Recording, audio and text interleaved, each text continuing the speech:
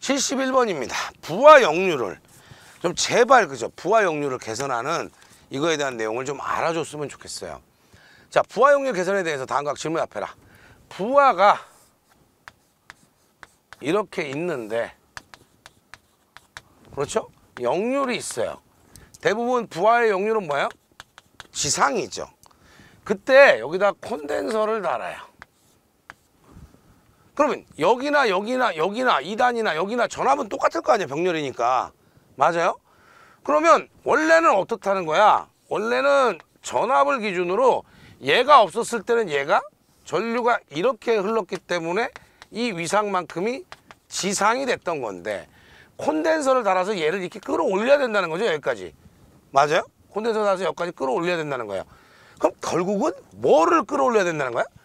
전압은 위상이 0이니까 전류를 끌어올려야 되는 거예요. 아, 그러면 역류 개선하는 원리. 자, 아유 맨날 대충 그죠? 맨날 이거는 하고 앉아있으면 안 된다고.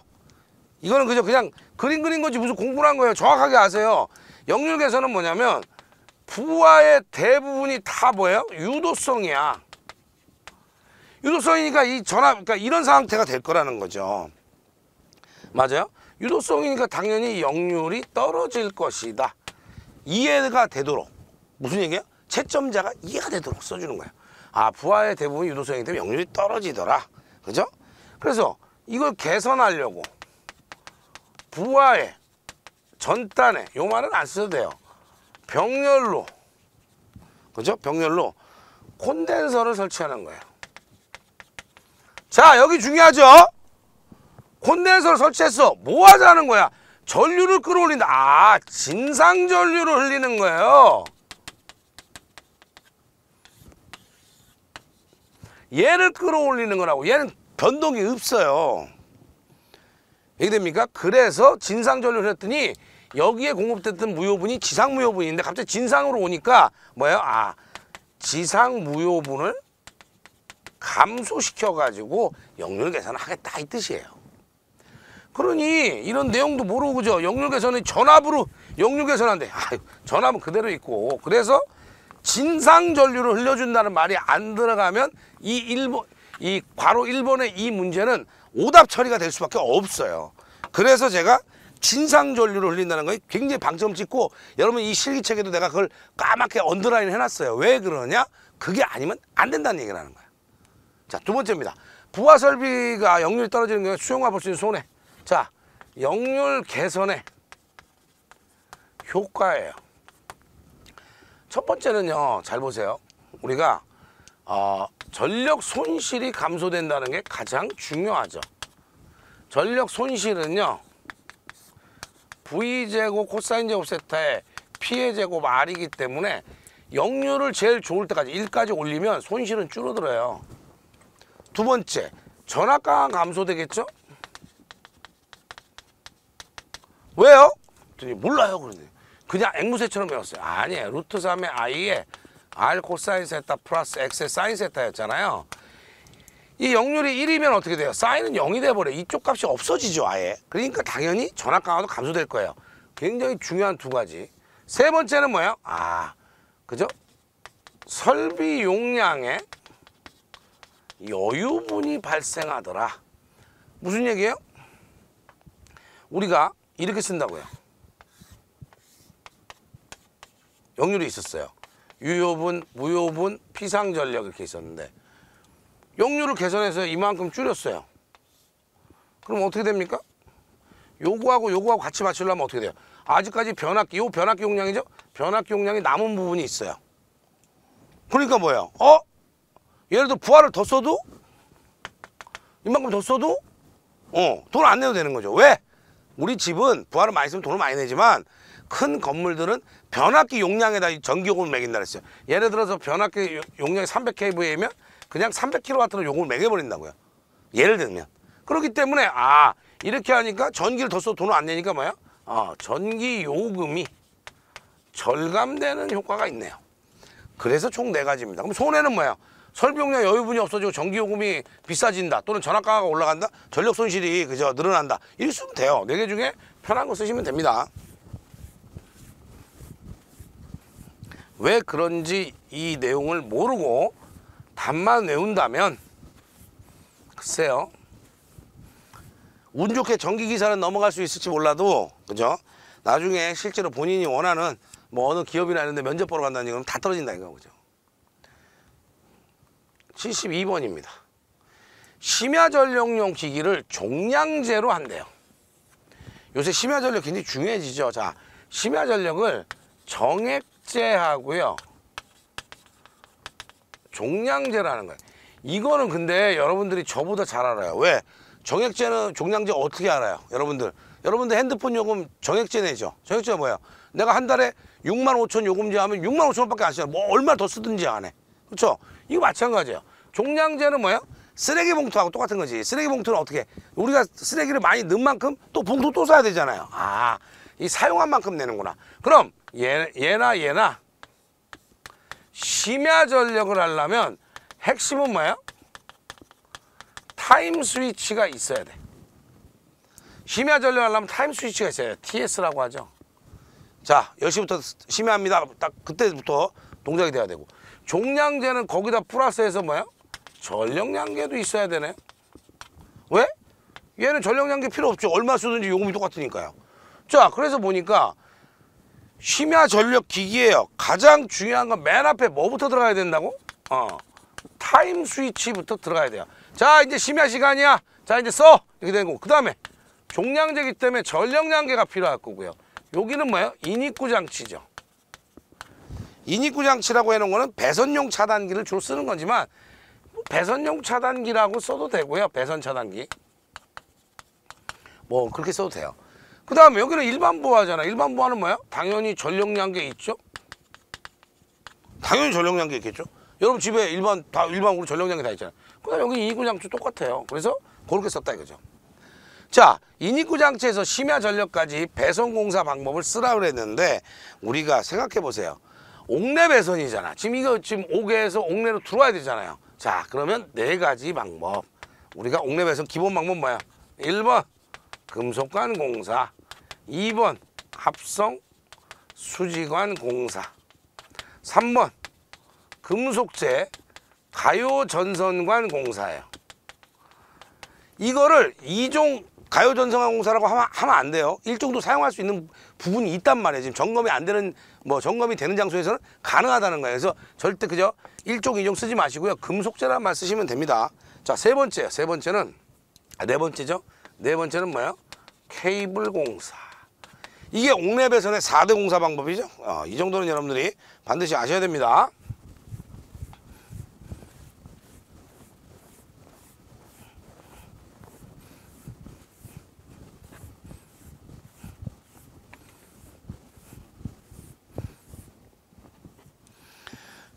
그 다음에 73번입니다. 콘덴서의 종류, 콘센트의 종류를 다 써놨어요. 자, 그래서 LK, LK 빠짐 방지형이죠. 재밌는 건 있죠. 콘센트인데 안 외워놨다가 틀리면 본인만 억울하죠 이건. ET, 접지, 단자부지. 그 다음에 EL, 누전 차단기 부지. 그렇죠? E는 뭐였어요? 접지극 부지죠? 이런 거 틀린 사람이 없어야 돼. T는 뭐야? 걸림형이죠.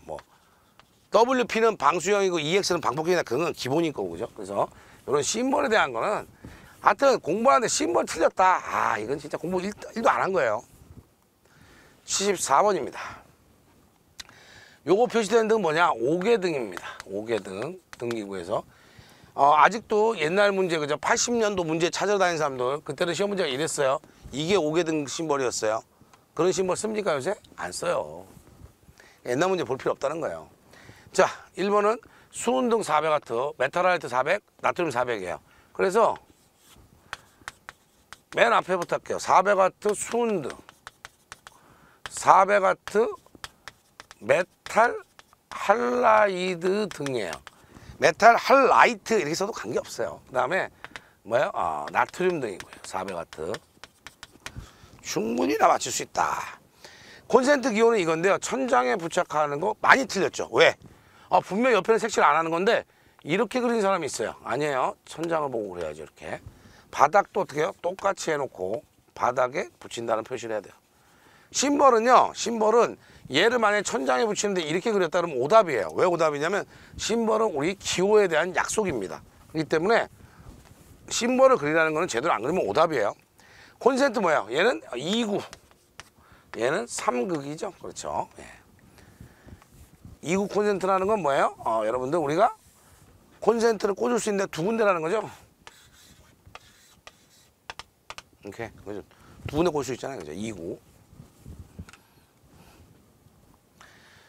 75번입니다. 복도체하고 단도체에 대한 얘기예요. 복도체, 단도체. 자, 그래서 송전거리가 길어지면서 단도체 대신 복도체나 다도체를 쓰고 있는데 장단점을 쓰라 했어요. 우리가 제가 말씀드렸죠. 복도체, 다도체를 쓰게 되면 이거의 근본 이유는 뭐라 했어요? 근본 이유는 코로나 방지에 있다라고 말씀을 드렸어요. 그렇죠? 코로나 방지인데 코로나 방지가 왜 되느냐? 전선 주변에 전이 경도가 떨어져요. 두 번째는 코로나 임계전압이 상승하기 때문이죠. 두 번째는 뭐가 있어요? L이 줄고 C가 늘어난다 그랬어요. 그러다 보니까 L이 줄고 C가 늘어나는 특성이 있다 보니까 어떤 얘기가 되는 거예요? 첫 번째 뭐예요? 안정도 면에서 굉장히 우수해진다. 그렇죠? L에서 전압가가 줄어들 테니까요.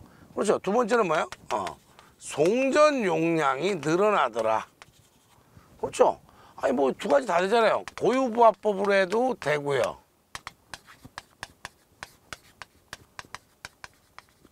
L이 줄고 C가 느니까 당연히 송전 용량이 늘어나는 거죠. 그러니까 이렇게 봐도 되는 거고요. 그 다음에 이렇게 해놓으면 장점이 벌써 나오죠. 뭐야? 코로나 방지가 된다. 이렇게 쓰면 되죠. 코로나 임계전압 상승으로 코로나 방지된다. 안정도가 우수해진다. 송전 용량이 늘어난다. 근데 단점으로 우리가 얘기할 수 있는 거는 세 가지 정도가 있는데 첫 번째는 아무래도 건설비가 고가가 되죠. 건설비가 비싸질 거예요. 그 다음에 소도체 사이에 꼬임 효과나 충돌이 날 수도 있다 이거예요. 세 번째는 뭐냐면 세 번째는 또 뭐 있어요? 단락시 같은 때 대전류가 흐르면 소도체 간에 흡인력이 작용할 수 있어요. 얘하고 얘는 다른 얘기입니다. 얘는 그냥 자체가 그저 꼬임 현상이 생긴다는 거고 얘는 단락이 됐을 때 대전류가 흐를 때예요. 그러면 한 가지 여기 장점 더 있었는데 기억나세요? 같은 크기의 단도체에 비해서 뭐라 그랬어요 제가? 전류 용량이 크다 이거죠. 같은 크기의 단도체에 비해서 전류 용량이 크다. 왜 제가 여기서 지금 요거 넣어서 요거 하나에서 하나 1번, 2번, 3번 이 4번을 적어드린 이유가 뭐냐? 실기를 보는데 관연도 문제를 꼭 이렇게 보지 말라는 거예요. 장점 3가지, 단점 3가지 써라. 자, 문제 저보고 내라 그럴까요? 저보고 내라면 어떻게 해요? 장점 4가지만 쓰세요. 이렇게 나온단 말이에요. 그럼 한 가지가 없어진 거야 이게. 그러면 안 된다는 거죠. 우리 어차피 필기할 때 다 했던 내용이기 때문에 충분히 그죠 맞출 수 있다 이런 얘기입니다. 76번입니다. 과부하 시에 자동으로 개폐할 수 있는 고장 구분 개폐기가 어떤 거냐? 뭐예요? 자동이죠. 자동 고장 구분 개폐기예요.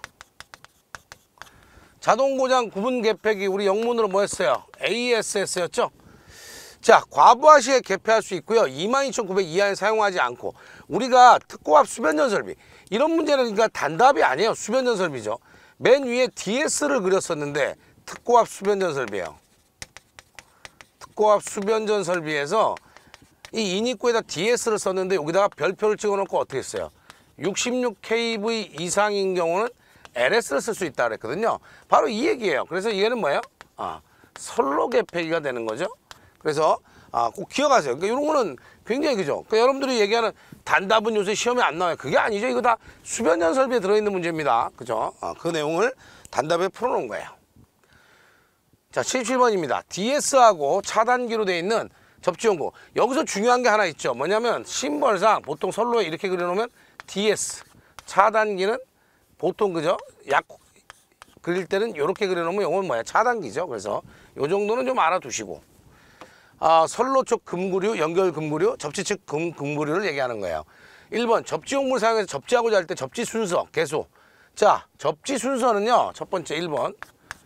접지를 하는 순서는 항상 뭐라고 했어요? 기기 먼저 하면 안 된다 그랬어요. 항상 뭐부터 한다고요? 대지를 먼저 연결하라 그랬어요. 대지를 먼저 연결해서 0V인 상태에서 그죠? 선로에 연결합니다. 자, 얘네들에 대해서 우리가 보면 두 번째는 뭐냐면 접지를 해야 될 개수. 그죠? 접지 개수가 어떤 거냐? 두 번째 그죠? 접지 개수예요. 접지 개수는 어디하고 어디를 접지해야 돼요? 여기하고 여기를 접지해야 이 안에가 그죠? 제로가 되니까 점검이 가능하다는 거죠. 그래서 어디하고 어디예요? A하고 B입니다. 그래서 선로 측의 A, 선로 측이에요. 부하 측의 B예요. 정확하게 쓰셔야 됩니다. 그냥 A, B라고만 쓰면 채점하는 사람한테 퀘스천 마크가 올 수 있어요. 퀘스천 마크가 온다는 건 뭐예요? 이게 진짜 알고 썼나 모르고 썼나 이 사람이 이런 거를 또 의심하게 된다는 거죠. 자, 두 번째입니다. 부하 측의 휴전 작업할 때 휴전 작업. 자, 휴전을 시키자는 거예요. 부하 측에 이쪽에 휴전 시킬 때 그죠? 부하 측에 있는 DS가 우선이라고 항상 했는데 첫 번째는 뭐냐면 휴전 그죠? 점검을 해야 되면 뭐부터 꺼야 돼요? 차단기부터 오프를 해야 돼요. 그렇죠? 그 다음에 뭐라고요? 항상 부하 측에 있는 DS가 우선이라고 했어요. DS2를 오픈하고 DS1을 오프를 해준다 이거죠. 자, 세 번째요. 다시 전력 공급하는 거야. 자, 그러면 세 번째는 다시 전력 공급을 한다 이거죠. 휴전이 끝났어요. 자, 그러면 어디서부터 차단기부터 키면 부하 걸리기 때문에 안 되는 거고요. 어디서부터 한다 그랬어요? DS2를 온하고 무조건 부하 측에 있는 DS가 우선이라 했어요. 그 다음에 DS1을 온하고 나서 맨 마지막에 차단기를 온한다. 뭐 때문에 그런다 그랬어요? 인터록이라고 그랬죠. 그죠? 차단기가 열려 있어야지만 달로기 조작이 가능하기 때문이죠. 긴급할 때 달로기라고 하는 것은 무부하 회로를 개폐하는 애들인데요. 긴급할 때 할 수 있는 건 뭐예요? 무부하라는 거에 방점을 찍으세요. 그래서 뭐예요? 무부하 때 흐르는 전류. 뭐예요? 무부하 충전 전류. 부하는 안 걸었지만 충전되어 있던 전류. 그 다음에 변압기가 무부하에서 흐르는 전류. 무부하 무슨 전류요? 여자 전류가 되죠. 두 가지 그죠? 무부하 충전 전류, 무부하 여자 전류. 무부하란 말 안 쓰고 뭐라고 쓰면 더 정확해요? 변압기의 여자 전류다. 그렇죠? 변압기의 여자 전류를 얘기합니다. 그래서 두 가지. 그죠? 꼭 기억하세요. 무부하 때 충전 전류, 그 다음에 변압기 여자 전류 같은 거. 자, 78번입니다. 변압기의 호흡작용이라는 거예요. 호흡작용. 자, 변압기의 호흡작용이라는 거. 우리 호흡이 뭐라 그랬어요? 인공호흡. 내가 공기를 들이마실 수 있는 능력을 상실했기 때문에 바깥에서 공기를 불어넣어주는 걸 뭐라? 인공호흡이라고 그래요. 호흡이라고 하는 것은 뭐예요? 바깥에 있던 공기가 내부로 들어가는 거예요. 그래서 첫 번째 1번은 변압기 외기 바깥에 변압기 그죠? 외함의 바깥에 외기의 온도가 변화가 된다든지 뭐 갑자기 그저 영하로 막 내려갔다든지 막 날이 35도가 됐다든지 그 다음에 부하가 급변한다든지 요런 경우에 그죠? 그 내부 기름하고 내부에 들어있는 절연유하고요. 그 다음에 대기압 바깥에 있는 공기의 기압하고의 기압의 차이가 발생하기 때문에 그렇죠? 뭐가 되는 거예요? 공기가 변압기 내로 유입되는 거예요. 그래서 공기가 출입이 돼서 공기가 들어왔다 이거죠. 그걸 호흡작용을 해요. 호흡작용이 생기면 문제가 뭐냐면 제일 중요한 게 뭐예요? 절연유는 절연하고 냉각의 의미를 같이 가지는데 이 호흡작용이 되면 뭐가 되는 거예요? 첫 번째는 뭐야? 절연에 대한 거. 절연 내력이 감소하게 되죠. 두 번째는 뭐야? 냉각 효과가 또 떨어지겠네요. 요 두 가지죠. 결론적으로 얘기하면. 그죠? 그 다음에 세 번째. 호흡작용으로 발생되는 문제점을 방지하기 위한 게 바로 뭐야? 콘서베이터를 설치하는 거죠. 뭐 질소도 봉입할 수 있고 흡착제도 쓸 수 있지만 가장 일반적인 대책은 뭐다? 콘서베이터를 시설한다고 쓰시면 돼요. 특별히 몇 가지를 쓰라는 내용이 없는데 굳이 다 쓸 필요는 없다는 거예요. 정확하게 그죠? 콘서베이터를 설치한다는 거 하나만 적으셔도 충분히 얘기가 된다. 79번입니다. 수변전 설비에서 에너지 절감 방안이에요. 수변전 설비에서 에너지 절감 방안입니다. 자, 우리는 수변전 설비라고 하는 것은 전기를 받아서 실제로 안에 내부에 뿌려주는 형태의 설비인데, 이때 에너지 절감 방안은 첫 번째는 뭐냐면 최대 수요를 정해야 돼요. 최대 수요 전력 제어를 합니다. 그래서 이 최대 수요 전력을 어떻게 해요? 줄이기도 해야 되고 시프트 이동도 시켜야 된다고 앞에서도 설명 다 드렸어요. 두 번째는요, 역률 개선을 하는 겁니다. 전력용 콘덴서를 시설하겠죠. 전력용 콘덴서 설치해서 역률 개선한다. 그 다음에 변압기 같은 경우에는 대수 제어가 가능하도록 한다. 한 번에 다 쓰는 게 아니라, 그죠? 일부부터 쓰기 시작한다. 그래서 대수 제어한다. 그 다음에 뱅크로, 그죠? 운영을 하는 거죠. 뱅크로 구성해서 운전 관리를 한다라는 거죠. 이 내용을. 자, 그 다음에 여기서 또 변압기 얘기 또 나오죠. 고효율 변압기를 쓴다. 수변전 설비의 핵심은 제가 뭐라 그랬습니까? 변압기란 말이에요. 변압기에 대한 얘기가 많이 들어야 됩니다. 자, 확인하세요.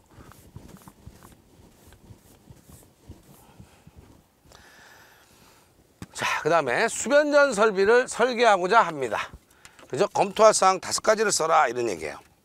근데 이건 사실 경제적인 것 때문에 표현을 제외하고 기능적인 측면이나 기술적인 측면을 고려해 써라 이거예요. 그래서 수변전 설비의 기본 설계에 들어가는 것은 5가지가 아니라 한 15가지 정도 됩니다. 그 중에 5가지만 쓰라니까 변전 설비의 형식이 어떤 거냐, 그죠? 변압기를 통해서 하는 이 변전 설비 형식. 그 다음에 두 번째는 뭐예요?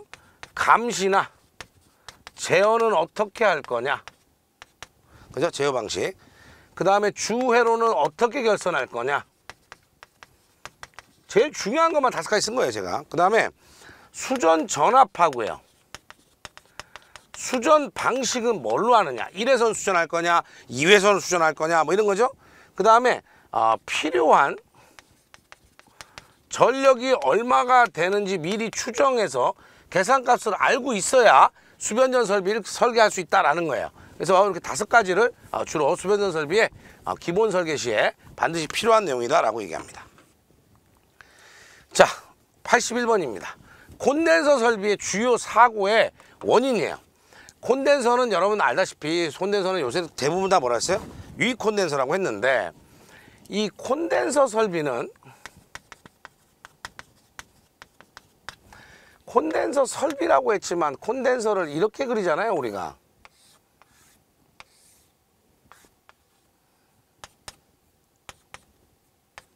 이렇게 그리잖아요. 그래서 요게 이제 정전 용량이 들어있는 요 콘덴서 하나가 파괴가 올 수도 있어요. 그래서 콘덴서 설비 내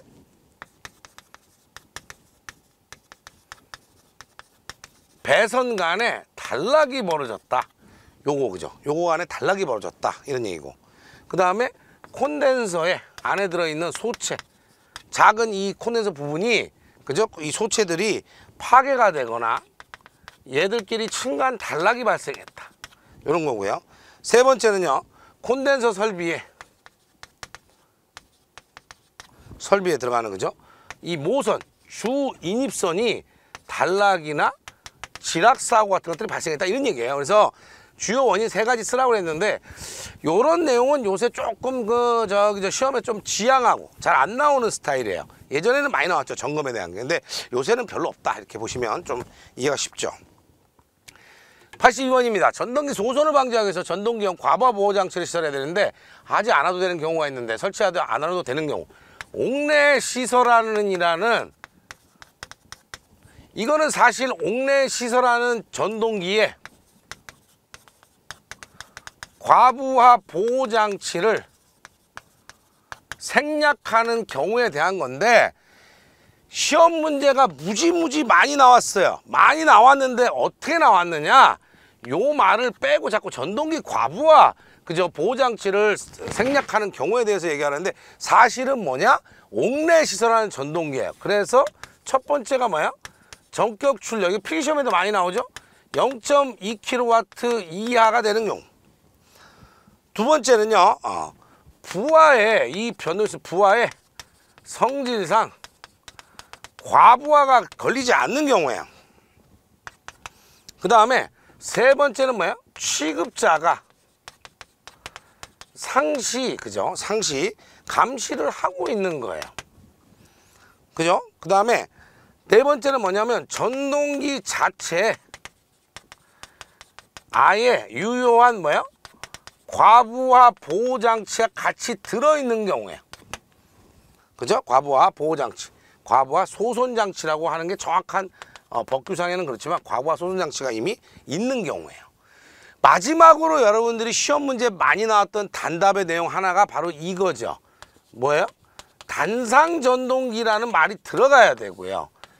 전원이, 그죠? 그 단상전동기에 전원이 16A 이하의 과전류 차단기나 20A 이하의 배선 차단기로 이미 보호가 되고 있다, 이러면 안 한다는 거예요.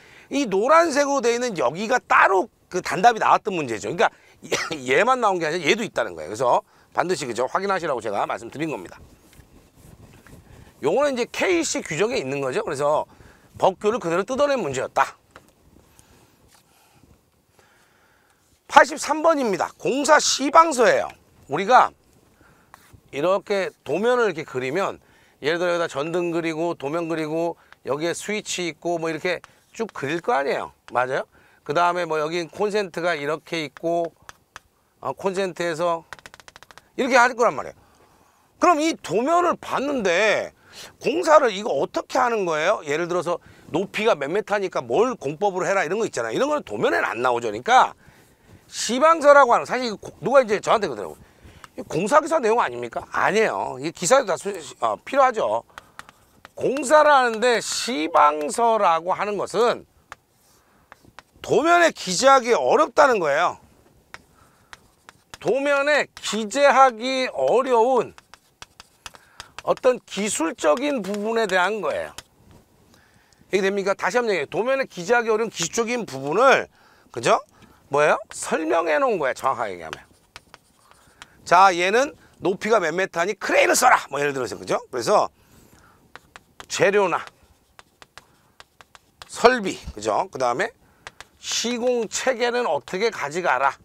그 다음에 시공 기술은 뭘 써라. 벽을 뚫는데 뭘로 해라. 뭐 이런 거죠. 쉽게 얘기하면. 이런 것들에 대한 내용이 들어있는 거를 공사 시방서라고 합니다. 그래서 이런 시방서에 대한 거는요, 사실 여러분들이 기사시험이기 때문에 이걸 공부해야 된다는 것보다는요, 시방서 정도는 어차피 현장에 가면 다 보는 내용이기 때문에 알아둬야 되는 거죠. 자, 84번입니다. 사용 중에 변류기의 2차 측을 열면 변류기에는 어떤 현상이 발생하느냐? 원인과 결과를 써라. 자, 잘 보세요. CT야, CT. 변류기입니다. 잘 보세요. CT도 변압기죠, 일종의. 잘 보세요. 여기 100V가 되고 여기 10A인데 CT는 앞에 1차 전류에 대해서 2차는 5A예요. 그러니까 예를 들어서 10A니까 10대 5로 잡아라. 뭐 예를 들어 여기 100A, 한 50A 좀 할까요? 50A. 그러니까 CT를 50대 5로 잡았어요. 그럼 여기를 열어놓으면 전압이 몇 볼트 걸릴까요? 우리가 권수비는 항상 뭐였어요? V2분의 V1이지만 I2분의 I1이니까 전압의 반대거든요. 전류가 50 흐르면 5A 하면 전압은 얼마예요? 얘네들은 쉽게 하면 10대 1이니까 전압 몇 볼트 걸리는 거야? 1000볼트 걸릴 거예요. 자, 그렇다면 여기에서 걸려서 처음에 전압 걸려 전류가 흐르면 여기에 기전력이 만들어질 거고요. 이것이 기전력이 자로를 타고 이동해서 여기 기전력이 만들어져서 여기 전압이 나올 텐데, 여기에서 2차측 변류기를 개로하면 여기 흐르는 변압기 1차 측의 전류가 2차 측이 개방되면 무부하가 되죠. 그래서 전체가 다 뭐예요? 1차측 전류가 전부 다 무부하 전류. 즉 뭐예요? 여자 전류가 되니까, 여자 전류가 돼서 이 기전력은 유기가 된다는 거잖아요. 그것 때문에 2차 측에 뭐가 돼요? 고전압이 유기되는 거예요. 전압이 높은 전압이 유기되죠. 100V 올라가는데 1000V 막 걸려버리는 거예요. 높은 전압이 만들어지니 2차 측에 뭐예요? 절연이 파괴될 수 있다라는 거예요. 그래서 CT는 점검 시에 항상 시험에 나오는 거예요. 그죠? 2차 측에 그죠? 절연 보호를 위해서 뭐 하라 그랬어요? 항상 2차 측을 단락해둬라 이렇게 얘기했던 내용이에요. 그 내용이 이 내용입니다. 정확하게 그죠? 알아두세요. 필기하지 마시고 수업을 들으세요. 듣고 필기는 나중에 끝나고 나서 책 보시면서 하셔도 되고요. 어차피 이거 유튜브 다 올라가 있으니까 보면서 하시면 됩니다.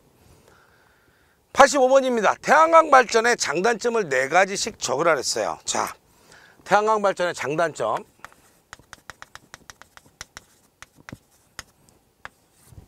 장점부터 먼저 얘기를 하고요. 단점을 얘기할게요. 장점은요, 청정 에너지예요. 그 다음에 무한 에너지원이에요. 그렇죠? 태양빛은 언제나 비치니까요. 그죠? 그 다음에 필요한 장소에 어디서나 가능해요. 필요한 장소에서 필요한 발전량을 만들어낼 수 있다. 그 다음은요, 중요한 거는 필요한 장소, 필요한 발전량에서 요 필요한 장소는 뭐야? 태양이 비추는 곳이면 어디서나 발전을 할 수 있다. 세 번째는 뭐냐면 유지 보수 같은 게 용이해요. 왜? 이거 뭐 변압기나 발전기 쓰는 거 발전기 유지 보수에 비하면 이건 간단하죠. 그 다음에 요새 대부분은 다 뭘로 돼 있어요? 무인화로 운영을 하고 있어요. 무인으로 다 운영하죠. 그래서 그렇고요. 그 다음에 수명이 길다는 거예요. 그래서 이 태양광 발전 이거 말고도 규모에 관계없이 언제든지 출력은 그죠? 일정하다 이렇게 얘기할 수도 있고요. 좋은데 단점이 뭐냐? 그죠? 전력 생산이 뭐와 관계가 있어요? 일조량하고 관계가 있다. 예를 들어서 그죠? 뭐 일사량이라고 할까요? 일사량. 네. 이 빛이 안 비치면 즉 비 오는 날 이럴 때는 발전량이 없다 이거죠. 그 다음에 두 번째 에너지로 바뀌는 에너지 밀도가 낮다는 게 문제가 있어요. 특히 에너지 밀도가 낮은 이유는 우리나라는 광밀도가 낮죠. 광밀도가 높은 나라들이 어디야? 유럽이나 이런 쪽, 그죠? 서유럽이나 이런 쪽이 광밀도가 굉장히 높습니다. 그런 데에 비해서는 에너지가 낮아요. 그 다음에 태양광은 온도가 올라가면 효율이 떨어져요. 그러니까 쉽게 얘기하면 막 지금 여름에 그죠? 막 40도 된다니까 와 태양광 발전 잘 되겠네. 아니에요. 온도가 올라가면 태양광 효율이 떨어집니다. 그 다음에 비용, 설치 장소가 제한적이고요. 비용이 많이 드는 편이에요. 설치 장소가 제한적이라는 건 뭐야? 햇빛이 안 비치면 무조건 안 되는 거죠. 그죠? 초기 투자비가 너무 비싸. 이제 그런 내용이 들어가는 거죠. 그래서 이 비용이라는 말은 여기다 넣으면 되겠네요. 비용이 굉장히, 그죠? 초기 비용 포함해서 비용이 굉장히 높은 편이에요. 발전량에 비해서는. 그죠? 그래서 이렇게 4가지 정도 되는데, 요새 시험 문제는요, 요새 시험 문제는, 이게 그 전기가 정권에 따라 달라지면 안 되는데, 지난 정부에서는 태양광 발전은 굉장히 많이 했었던 거죠. 그래서 태양광 발전 무조건 좋은 점만 쓰라고 했던 내용이 많은데, 이건 단점도 있어요. 그러니까 잘 기억해 두시라는 거예요. 자, 86번입니다. 가공전선의 2도가 너무 크거나 너무 작다. 자, 전선이 이렇게 있는데, 전선을 이렇게 팽팽하게 매는 걸 2도가 작다고 하고요. 이렇게 쭉 늘어뜨리면 2도가 크다 그러죠. 자, 2도가 작으면 전선이 팽팽하면 뭐야? 장력이 작용해서 장력이 증가해서 선이 끊어질 우려가 있다는 거예요. 단선에 우려가 있더라. 2도가 너무 크면 평소에 요 정도 해야 되는데 이렇게 축 늘어뜨려 놓으면 어떻게 돼요? 그렇죠? 두 가지죠. 다른 상에 접촉을 하거나 나무나 수목이나 도로, 뭐 철도 이런 애들하고 접촉할 수도 있다. 이게 되죠? 자, 그 다음에 마지막으로 제일 중요한 거는 2도는 결국은 이렇게 해놓으면 지지물을 더 크게 해야 된다 그랬죠. 그래서 지지물에 뭘 결정해요? 높이를 결정해주는 팩터가 된다. 요 네 가지입니다. 그래서 가공전선로 해서 이도가 미치는 영향은 총 네 가지다. 작을 때는 장력 때문에 단선, 크면 그죠? 행진사고, 즉 다른 상이나 수목이나 뭐 전철 뭐 이런 데 다 달 수 있다라는 거죠. 87번입니다. 요새 많이 뜨는 문제죠. 눈부심. 눈부심은 우리 뭐예요? 눈부셔서 불쾌하다. 글레어라고 하죠. 글레어라고 불렀습니다. 자, 이런데 눈부심을 일으키는 원인을 5가지 적어라. 자, 첫 번째는 뭐예요? 수능이 잘 안 될 때요. 수능이라는 게 뭐예요, 여러분들? 터널에 우리 지금 바깥에 낮에 운전하고 가면 바깥에 밝잖아요. 터널에 들어오면 갑자기 순간적으로 어두워지면서 눈에 적응이 안 될 때, 또는 터널은 깜깜한데 갑자기 탁 바깥 밝은 데 나가니까 또 눈에 적응이 안 돼요. 그럴 때, 수능이 잘 안 될 때 불쾌감, 빛에 대한 불쾌감을 갖는다. 그렇죠? 두 번째, 광원을 너무 오래 바라볼 때요. 여러분들 지금도 형광등 계속 보면 뭐예요? 눈이 순간적으로 딱 눈부심이 생기죠, 그죠? 세 번째는 뭐냐면 광속이 너무 많은 경우, 빛이 너무 많이 나오는 경우예요. 그렇죠? 그 다음에 제일 핵심이 뭐예요? 이거죠. 휘도가 눈부심이니까요. 휘도가 클 때예요. 그냥 큰 것도 중요하지만 이 빛의 광원과 주변 그죠? 배경 사이에 휘도의 차이가 큰 거예요. 휘도 대비가 클 때, 이럴 때 많이 발생하거든요. 그래서 눈부심 원인, 그죠? 글레어에 대한 거 반드시 확인해 주시기 바랍니다. 요새는 빛공해 때문에 굉장히 그죠? 조명 쪽에서는 이게 뜨고 있는 내용이라고 제가 말씀을 많이 드렸습니다. 자, 88번입니다. 발전소, 변전소에 사용되는 각 모선의 방식. 자, 모선이라고 하는 거는 영어로 제가 버스라고 불렀는데, 발전소가 있고요, 변전소가 있고요, 수용각까지 갈 때 여기를 다 뭐라고 합니까? 버스, 즉 모선이라고 부릅니다. 주선로라는 거죠. 모선을 보호하려면 잘 보세요. 이 그냥 선이야. 이거 보려니까 어떻게 해? 양쪽에 CT를 이렇게 달아서 여기에다 계전기를 이렇게 넣으면 어때요? 여기서 흘러오는 전류하고 여기서 흘러 들어오는 전류 I1하고 I2가 같으면 사고가 안 난 거죠. 전류 차동 계전 방식이라고 하죠. 맞아요. 그래서 전류 차동 방식. 그 다음에 전압 차동 방식은 제가 뭐라 그랬냐면, 누가 여기 전압을 뺀다고 누가 그 유튜브에서 그러는데, 그건 내가 볼 때 정신없는 애고, 전압을 잴 수가 없어요. 아니, 선로 이렇게 거놨는데 여기서 전압, 여기 전압을 어떻게 재요? 전이차가 없는데. 맞아요? 그러면 결론은 뭐야? 전류를 쟀는데 여기가 임피던스가 있는 거예요. 임피던스가 큰 계전기를 쓴다. 핵심이 뭐야? 얘랑 똑같은데 얘는 임피던스가 큰 계전기를 사용한다는 거예요. 이 세 번째 위상 비교는 뭐야? 얘 위상하고 얘 위상, 두 전류의 위상을 비교하는 거예요. 회선의 전류의 위상을 비교하는 거고요. 그 다음에 방향 비교 계전 방식은 전력 방향 계전기를 시설하는 방식이에요. 딱 정확하게 이렇게 외워두시면 되죠. 그러면 어떻게 돼요? 전기가 이렇게 흘러갈 텐데 전력이 지금 파란 색깔 방향으로 왔어요. 사고가 나면 어디로 온다고요? 전기는 전원으로 되돌아온다고요. 전력 방향이 다르죠? 역전력 계전기 또는 전력 방향 계전기 시전하는 걸 방향 비교 방식이라고 합니다. 요거는 여러분들 설명에 대해서도 꼭 알아두시고요. 더 중요한 거는 뭐예요? 이 네 가지를 쓰라고 하는 경우가 많기 때문에 네 가지에 대해서 반드시 알아두셔야 됩니다. 89번입니다. 차단기의 동작 책무예요. 차단기의 동작 책무는 차단기의 동작 책무라고 하는 것은 차단기에 부과되는 거죠. 차단기에 이미 설정이 되어 있는 거예요. 부과된 1회나 2회 이상의 그죠? 투입 차단 동작. 투입하고 차단하는 동작을 그죠? 일정 시간 간격을 두고 하더라 이거죠. 그죠? 그걸 뭐라 한다? 동작 책무라고 그래요. 그래서 일반용의 경우에는 가포가 있고 을호가 있죠. 오픈. 그렇죠? 1분, 뭐 크로즈 오픈, 3분 뭐 이런 식으로 같은 것들이에요. 근데 이거는 뭐 여러분들 어차피 그 내용은 여기서는 다 외울 필요는 없고요. 차단기에 부가가 이미 돼 있는 투입 차단하는 일정 시간 간격으로 하는 일련의 동작을 뭐라고 한다? 차단기의 동작 책무라고 부릅니다. 차단기는 이렇게 동작해라고 세팅을 다 했다는 거예요. 90번입니다.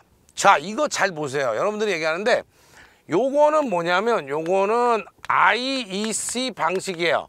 국제 표준 방식이고요. 이 두 자나 세 자로 되어 있는 얘들은 뭐예요? ANSI라고 하죠. 아메리칸 스탠다드예요. 옛날에는 아메리칸 스탠다드를 썼는데 지금은 IEC를 다 쓰거든요. 그 IEC를 쓰면 뭐야? 네 글자예요. ONAN, 뭐 ONAF 이렇게 돼 있는데 여기서 이제 요걸 알아주세요. 여기는 유입이에요. 절연유라는 의미고요. 그 다음에 뭐예요? 우리가 얘기하는 A는 공기예요. 에어. 그죠? 여기는 뭐 오일이죠. 쉽게 얘기하면. 그죠? 그 다음에 W는 뭐예요? 물이야. 워터. 그 다음에 그죠? N은 내추럴. 자연이라는 뜻이고. 그렇죠? 많이 배웠죠? 그죠? 죄송합니다. 영어 시간 아닌데. 그죠? 그 다음에 F는 forced. 강제적으로 하겠다는 거예요. 자, 보세요. 오일이 내추럴. 기름이 그냥 들어있고요. 에어도 내추럴. 공기도 그냥 자연순환하네요. 이걸 뭐라 그랬다? 유입 잔행식이라고 그랬다. 대표적인 경우는 우리가 뭐라 그랬어요? 주상에 있는 변압기가 바로 유입 잔행식이다. 두 번째, ON. 유입인데 에어 포스트 뭐예요? 공기는 강제 순환시키는 거예요. 그러니까 유입 공기 풍냉식이다. 이런 얘기고요. 그 다음에 ON 이것도 마찬가지죠. 유입. 그렇죠. 워터 포스트 강제로 물을 순환시키는 거야. 유입 순행식이구나. 자, OF 절연유를 강제 순환시켜요. 이름 뭐라 한다? 송유. 얘도 그럼 OF니까 송유겠네요. 그렇죠? 에어를 강제로 순환시키다. 송유 풍냉식. 이건 뭐야? 물을 강제 순환시키니까 순행식. 이런 뜻이에요. 이렇게 외우시면 이해가 좀 빨리 갑니다. 그렇죠? 그래서 이거 확인해 두세요. 이런 건. 그러니까 저게 왜 두 자고 왜 네 자인지도 모르는데 그죠? 시험을 보러 간다니까 힘든 거예요. 91번입니다. 변압기, 소형 변압기, 소형 변압기. 대형 변압기는 심벌이 어떻게 돼 있어요? 이렇게 돼 있거나 이렇게 돼 있죠. 대형 변압기는. 그래서 소형 변압기가 저 T자로 돼 있는, 즉 뭐예요? 이렇게 돼 있다고 하면 변압기는 변압기인데 소형이다. 그래서 뭐예요? 벨 변압기고요. 요건 리모콘이라는 뜻이고요. 그 다음에 네온 변압기고요. 그죠? F는 뭐예요? 안전기야, 안전기. 그래서 F는 형광등이니까 형광등용 안전기예요.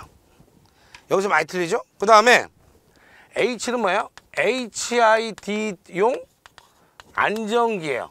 HID는 뭐예요? 고휘도 방전램프죠? 고휘도 방전램프용 안전기입니다.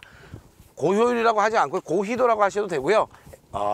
거기 보시면 그죠? HID는 HID용이다 라고 하시면 됩니다. 자, 그래서 그건 확인하시면 되겠죠. 92번이요. 다음에 충전 방식에 대해서 간단히 설명하라고 했어요. 우리가 알고 있는 건 부동 충전은 확실히 쓸 수 있다 이거죠. 그런데 나머지 충전 방식에 대해서 잘 못하는 사람들이 많아요. 그래서 우리가 그죠? 확인을 해봐야 된다 이거죠. 그래서 대부분 그죠? 많이 에러가 난다 이거예요. 그래서 항상 그죠? 여러분들이 신경 쓰셔야 된다. 그래서 보니까 보통 충전이라는 건 뭐야? 표준 시간율에 의해서 충전하는 거고요. 그 다음에 급속 충전은 뭐야? 단시간 충전이죠. 보통 충전전의 2배에서 3배. 세류 충전은 뭐예요? 그죠? 세류 충전은 자기 방전량만 보충하는 거예요. 딱 키워드 알아두세요. 균등 충전은 뭐예요? 전해조 같은 데서 일어나는 전이차 보정을 위해서 하는 거고, 부동 충전은 지금까지 많이 했죠. 앞에서도 그죠? 그죠? 축전지가 자기 방전량을 보충함과 동시에 상용부하에 대한 전력 공급은 누가 한다? 충전기가 하고, 충전기가 하기 어려운 일시적인 대전류 부하에 대해서는 축전지가 한다 이런 얘기였죠. 그래서 요거는 뭐 너무 여러분들이 많이 했던 내용이다. 93번입니다. 변압기 본체 탱크 내에서 발생한 가스 이에 따르는 유류를 검출해서 쓰는 걸로 본체하고 그죠? 콘서베이터 연결하는 사이에 쓰는 건 뭐예요? 부흐 홀츠 계전기였죠. 굉장히 중요한 부홀츠 계전기. 자, 그래서 제가 뭐라 했어요? 콘서베이터하고 주탱크하고 콘서베이터를 연결하는 요게 주탱크죠. 요게 콘서베이터를 연결하는 요 사이에다가 부표를 설치해서 얘들이 유리가 변하면 얘가 올라갈 테니까 이렇게 다서 동작시키는 걸 뭐라 할까요? 요거를 뭐 부흐 홀츠 계전기라고 했는데 저는 부홀츠 계전기면 괜찮아요. 그죠? 그건 영문이기 때문에 괜찮습니다. 그죠? 94번이에요. 스폰 네트워크 방식에 대해서 설명을 하라고 했습니다. 스폰 네트워크 방식. 여러분들이 그 스폰 네트워크는 요새 시험 문제에 잘 나온다 그랬죠, 제가. 스폰 네트워크, 그죠? 그래서 반드시 알아두시라 했는데, 스폰 네트워크는 이제 변전소에서 나오는 것 중에 2회선 이상을 인출을 해요. 예를 들면 여기도 마찬가지죠. 그래서 주는 여기인데 얘가 고장이 나도 나머지로 다 공급이 되는 거예요. 그래서 이거를 뭐라 그랬어요? 무정전 전원공급 장치가 무정전이라고 하는 거죠. 그래서 장점은 공급 신뢰도 면에서 굉장히 우수하다. 무정전으로 전원을 공급할 수 있다. 그렇죠. 그 다음에 전압 변동이 적고 부하 증가에 대해서 적응성이 굉장히 우수하다 이거예요. 그래서 여러분들 꼭 알아두세요. 스폰 네트워크는 요새 안 나온 적이 없어요. 2023년, 2024년에도 무조건 시험에 나올 수 있는 내용이 얘다라고 보시면 돼요. 95번입니다. 일반 도면에 사용하는 거예요. 뭐야? 요거 있네요. 누전 차단기. 이건 다 아실 거고. 요거 뭐예요? 배선 차단기예요. 가장 모르는 게 뭐예요? EC. 접지센터야. 접지센터. 이게 제일 어렵죠. 그 다음에 S는 개폐기이고요. 요거는 뭐야? 누전 경보기죠. 자, 그래서 이렇게 체크하시면 되겠습니다. 자, 심벌이 안 나온다고 했는데 기사에 지금까지 나온 심벌들이 생각보다 많죠. 기억하세요. 96번입니다. 인체에 전류가 흘러서 감전된 전류인데요. 세 가지 종류를 해라. 인체에 흐르는 전류가 수미리 암페어가 넘으면 자극으로 느낄 수 있는데 사람에 대해서 그죠? 1mm에서 느낀다. 느끼는 걸 뭐라 그래요? 뭔가를 감지했다 이렇게 표현하죠. 도체를 잡은 상태로 인체에 흐르는 전류를 증가시켜가면 이거 뭐야? 실험하는 거야 완전. 근육이 수축을 일으켜서 사람 스스로 도체 손을 뗄 수 없다. 뭐예요? 근육이 수축 경련을 일으키네요. 잘 표현하세요. 여기 경련 전류. 인체 통화 전류가 수십 mA 이러면 심장 근육이 경련을 일으켜서 혈액 공급이 정지되고 사망에 이를 수 있다라는 거예요. 이걸 뭐라 그랬어? 심실 세동 전류라고 합니다. 그래서 심장이 멎으면 지하철역 같은 데 보면 재세동기라고 하는 게 있잖아요. 세동, 즉 진동을 심장 펌프의 기능을 다시 살리는 충격을 주는 걔를 뭐라 한다? 재세동기라고 하죠. 이것도 한동안 그죠? 많이 뜨던 그런 내용입니다.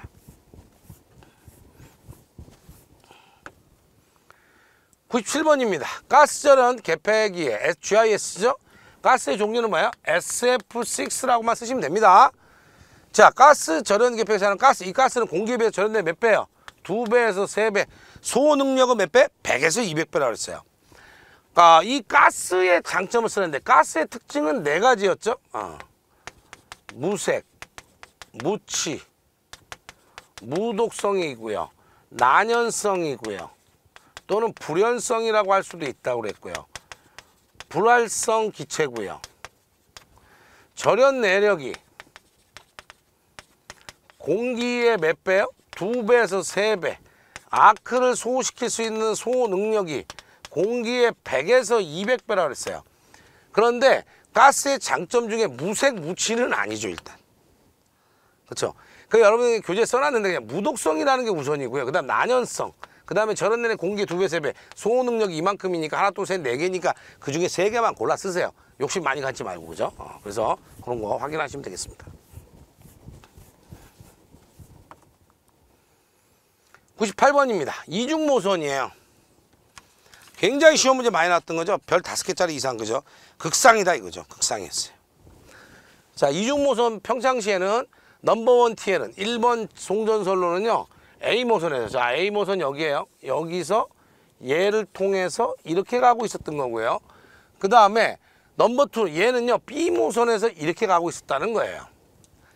다음 질문에 답을 하라 그랬는데 보니까 모선 점검하기, B모선 점검하기 위해서 절체 순서 원상복구 이거예요. 잘 보세요. B모선에 걸려있는 애는 지금 얘란 말이에요. 그래서 얘를 일로 옮겨야 되는데 방법이 뭐냐는 거예요. 그러면 최초에 얘를 옮기고 이전에 얘네 둘이를 서로 붙여놔 버리면 되잖아요. 그래서 이쪽을 뭐라고 합니까? 아, 트랜스포 모션, 절환 모선이라는 표현을 써요.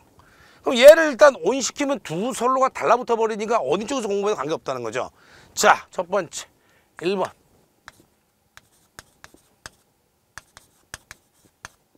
점검 순서를 봅시다. 자, 31번을 온하고요. 32번을 온하고 나서 30번을 온하면 이제 이렇게 해서 얘가 달라붙었어요. 전원은 항상 별다른 얘기가 없어도 왼쪽에서 오른쪽으로 옵니다. 전원은. 그러니까 뭐 얘부터 하는 게 당연한 거죠. 그러고 나서 어떻게 해요? 이 두 모선이 이제 같이 연결되어 있으니까 어떻게 해요? 얘부터 끄면 안 되죠. 아, 일단 21번을 온 해놓고 나서 자, 얘를 온 시켜요. 그리고 얘를 꺼버리는 거죠. 아, 22번을 이제 오프해버리자. 그랬더니 이제 여기 A 모선에 딱 공급하고 있는 거예요. 그럼 이제 절환 모선이 필요 없죠? 얼마야? 30번 꺼버리고요. 31번 꺼버리고요. 32번 꺼버리는 거예요. 그럼 이런 상태에서 두 번째요. 재투입을 해야 되는 거야. 다시 얘를 이쪽으로 옮겨내야 되면 또 해야 되죠? 얘 똑같이 켜야 되고요. 그 다음에 어떻게 해요?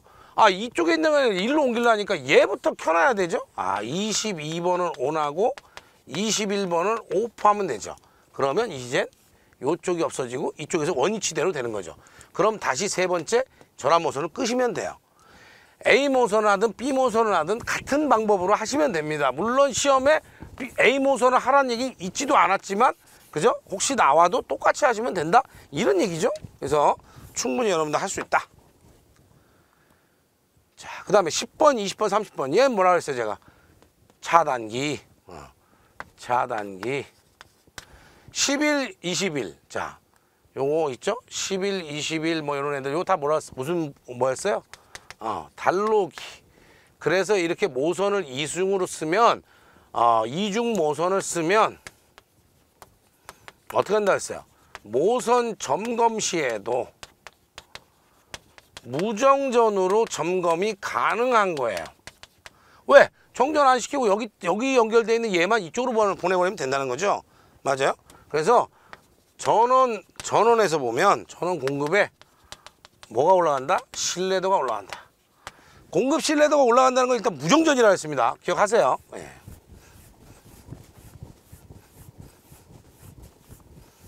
자, 99번입니다. TV나 형광등 같은 전기 제품에서 깜빡거리는 현상, 플리커 현상이라고 그래요.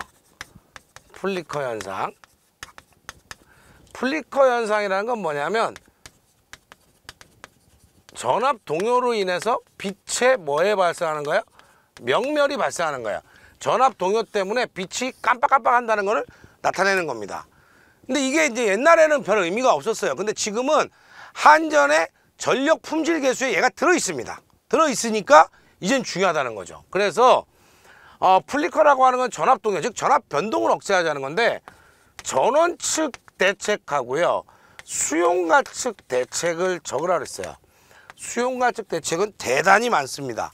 그 중에 이제 편한 것만 몇 개 적으면 되는데, 전원 측이라고 하는 건 어디예요? 한국전력이야. 한국전력. 예. 한국전력 측인데, 한국전력에서는 어떻게 해요?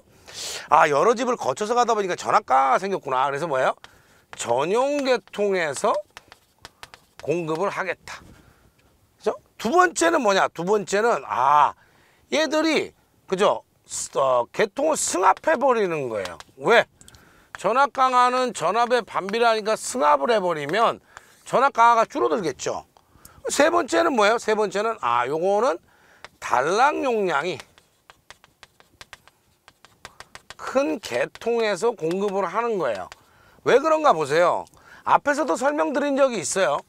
퍼센트 임피던스 100의 전격 용량이니까 임피던스가 줄어야 전압 강화가 적죠? 그러려면 어떻게 한다? 단락 용량이 커진 쪽에서 한다 라는 거예요.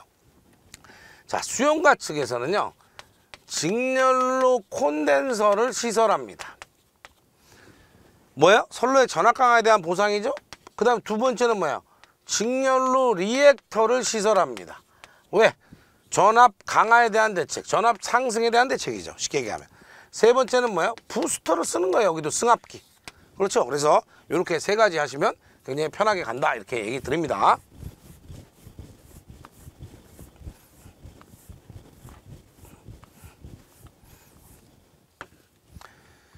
자, 이제 100번입니다.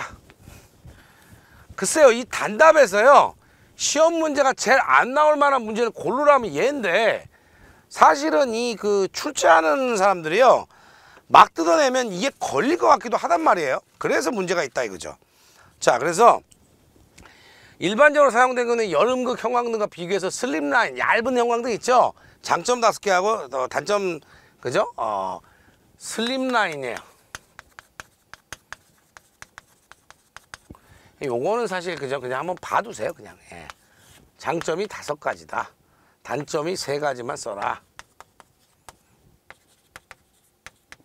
장단점을 써라, 이런 얘기예요. 그래서 필라멘트를 쓰는 방식, 필라멘트를 예열하는 방식이 아니기 때문에, 그렇죠? 기동 장치가 필요하지 않아요. 그 다음에 점등 시간이 굉장히 짧아. 예열하는 방식이 아니니까 점등 시간이 굉장히 짧다는 특징이 있고요. 그렇죠? 점등 불량이 나는 경우도 그러니까 굉장히 적어요. 사실 이건 억지 문제라는 게 왜 억지 문제냐면, 이거 누가 얘기한 거야? 이 지금 답이 어떤 거예요? 답이 어떤 거야? 조명회사에서 쓰는, 그죠? 이 형광등은 이렇습니다 라고 해놓은 건 얘기예요, 이거. 그래서 효율이 좋고요, 효율이 우수한 편이고, 전압 변동에 의해서 수명 단축이 없다, 이런 얘기죠. 근데 이건 뭐 사실, 그죠? 근데 우리가 알아둬야 될 건 뭐야? 이거야, 단점. 점등 장치가 비싸요. 고가예요. 굉장히 고가예요. 두 번째는요, 전압이 굉장히 높기 때문에 음극이 손상이 오는 경우가 좀 있어요. 음극이 손상 오는 경우가 있다. 그러니까 전압이 높으니까 뭐야? 일단 위험하다는 거죠. 전압이 높다는 게. 그래서 이런 건데, 글쎄요, 100번 문제는요, 제가 생각할 때는, 글쎄요, 여러분들이 막 그렇게 심혈을 안 기울여도 되지 않을까라는 생각을 가지고 있습니다. 100번 문제는. 그러니까 그렇게 확인하시면 되겠습니다.